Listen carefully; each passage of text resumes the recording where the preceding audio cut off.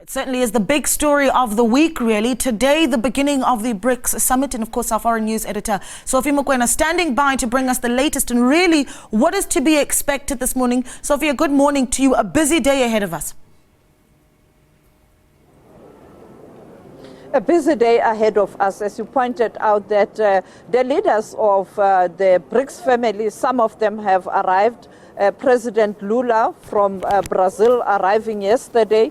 Late last night, the president of China, Xi Jinping, arriving. And this morning, the foreign affairs minister of Russia, Sergei Lavrov, arriving. And you know that President Vladimir Putin couldn't make it to South Africa due to the issues that are related to the International Criminal Court, and South Africa being a signatory to the Rome Statute and also domesticating the statute, couldn't take a chance to allow President Putin to come here because they were going to be compelled by the laws and the obligations to arrest President Putin. And it is something that South Africa was not willing to do. And President Putin taking a decision not to attend, but also in relation to the dynamics when you look at Eastern Europe, the war in Ukraine, and also sorting out some stuff in his backyard. But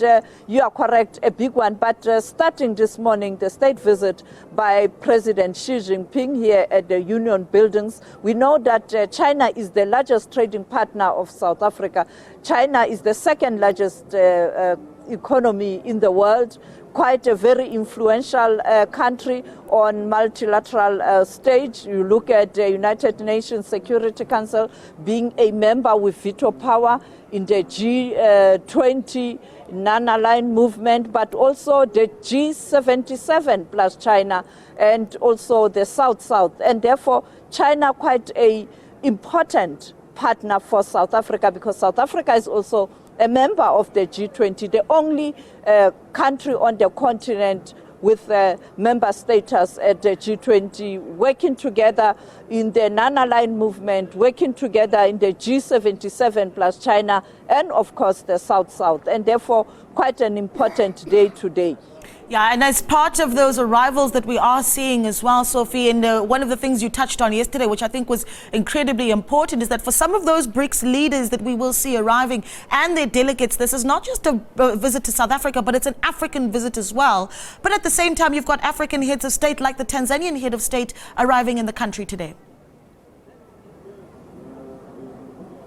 Yes, President Suluhu Hassan is expected to be in South Africa today. Tanzania, a friend to South Africa, particularly when you look at the liberation organizations. Many of these leaders stayed in Tanzania, and therefore the relations are sound. It was not long ago when President Suluhu Hassan visited South Africa on a state visit. And also you have many others. I mean, Sergei Lavrov, yes, he is a foreign minister, but very powerful. We expect the Prime Minister of India to arrive midday today.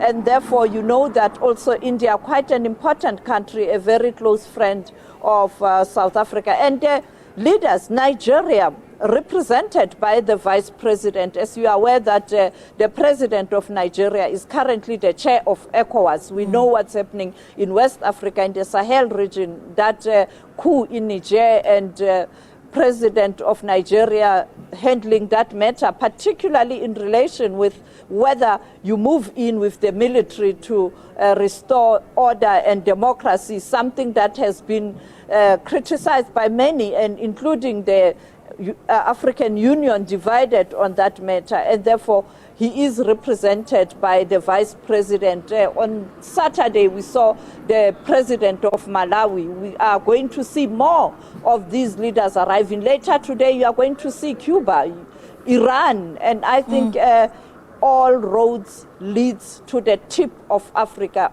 on the south, that is South Africa, and Johannesburg in particular. Absolutely. The Prime Minister of Bangladesh arriving this evening, the Minister of Foreign Affairs for Belarus, the President of Ghana just after 3 o'clock, the President of Equatorial Guinea just after 3 o'clock, the President of Eritrea just 10 minutes before 1 o'clock. So it really is a packed schedule, and I'm just wondering what the atmosphere then looks like at the union buildings, what the preparations then look like. Yesterday, the police minister talked about 51 countries that are being represented in South Africa this week. Well, I must tell you, Naledi, I've done many of these state visits. I've never seen such a huge delegation, including the media. Yes, the Chinese have descended on the union buildings and the union buildings precinct.